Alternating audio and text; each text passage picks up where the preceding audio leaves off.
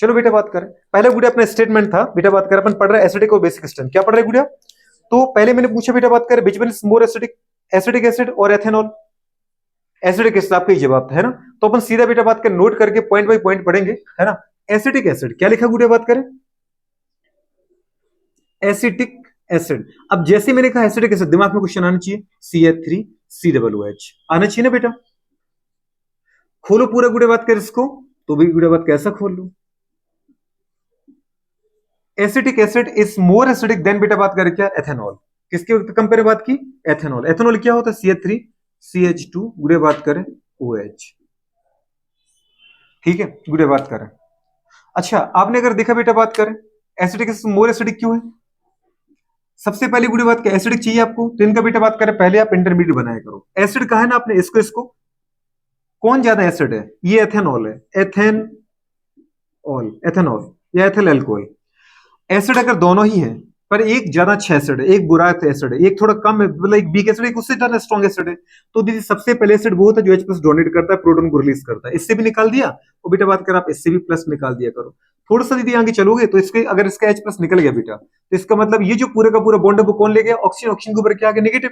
ऐसी गुड़े बात का इसका H+ चला गया, तो इसका गुड़े बात का जो OH का बॉन्ड था उसको किसने ले लिया होगा?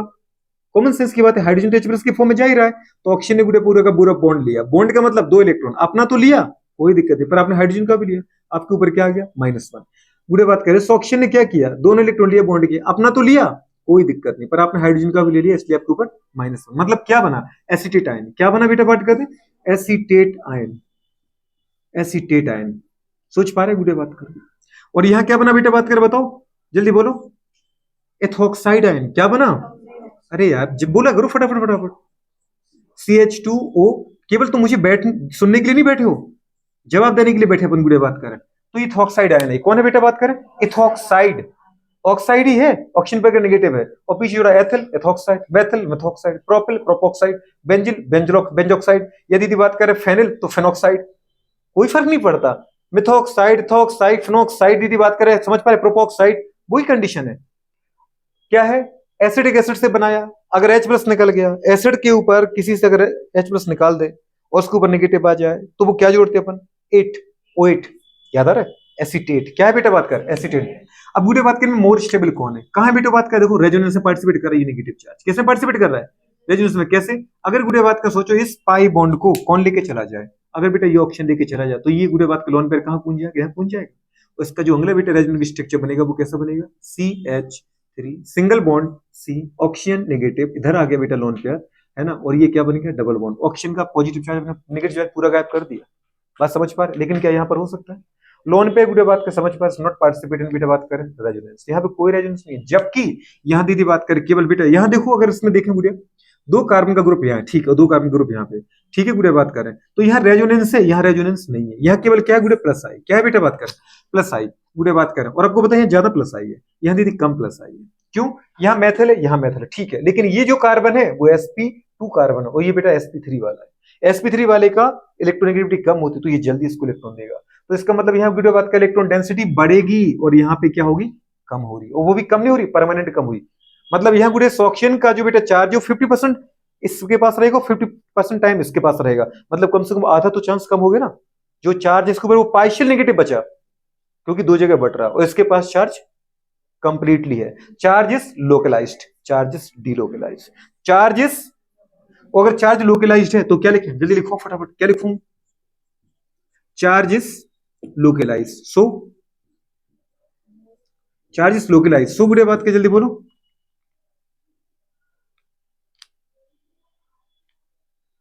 सो लेस स्टेबल।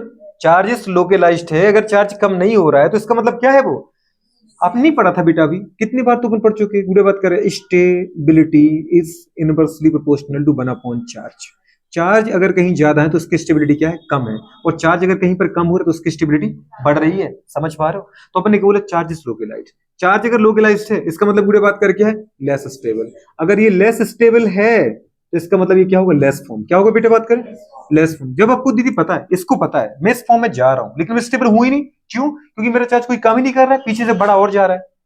तो जब मैं इस स्ट्रक्चर से स्ट्रक्चर में जा रहा हूं, वो मैं स्टेबल कम नहीं हो रहा, मतलब मैं स्टेबल नहीं हो रहा हूं, लेस स्टेबल और हो रहा हूं, तो क्या दीदी फिर ये इसमें बदलना चाहेगा?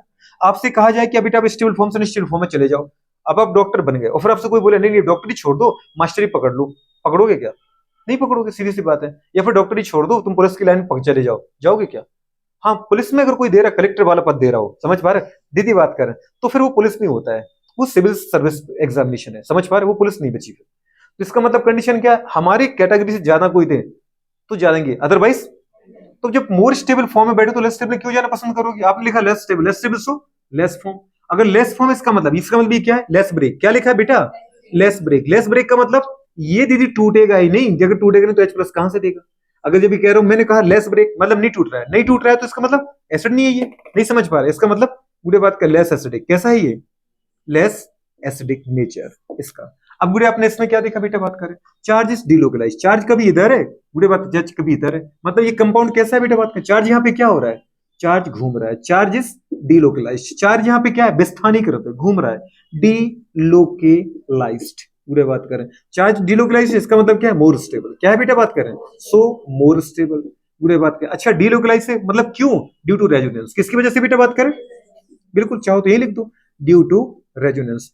अब दीदी बात का सोचो, 2-3 दिन हो गए अपन को लगातार पढ़ते हुए, तो अब ये अपन सोचने भी लगे ऐसा लिखना है वैसा लिखना है, नहीं समझ पा रहे हो, स्टेबल है क्यों स्टेबल है, अगर ये स्टेबल है तो फिर इसका मतलब ये कम रिएक्टिव है, समझ पा रहे हो कि मोर रिएक्टिव, जब ये मोर स्टेबल है तो मोर फॉर्म है, मोर फॉर्म है तो ये मोर रिएक्टिव है, मोर रिएक्टिव तो मोर ब्रेक है, मोर ब्रेक है तो मोर एसिडिक है। ठीक है, इतनी सी बात है। तो चार्जेस डिलोकलाइज, डिलोकलाइज मतलब मोर स्टेबल क्यों?